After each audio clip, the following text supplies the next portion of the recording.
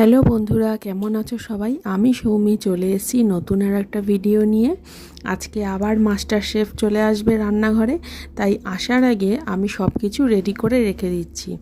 আজকে হবে চিকেন আর রুটি, তাই চিকেনটাকে প্রথমে নুন, হলুদ, আদা রসুন পেস্ট দিয়ে ম্যারিনেট করে রেখে দিয়ে আমি আমার রুটিটা করে নিয়েছিলাম। তারপরে মাস্টার শেফ বললেন যে ম্যারিনেট করলেই হবে না, কষানোতেও রসুন লাগবে, তাই তাড়াতাড়ি করে আবার পেস্ট করে নিলাম।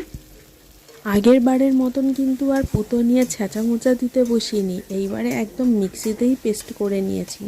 আর এদিকে দেখতেই পাচ্ছ তোমরা, কড়াইতে পেঁয়াজ টমেটো কষা হয়ে গেছে আর চিকেনও পড়ে গেছে তাতে।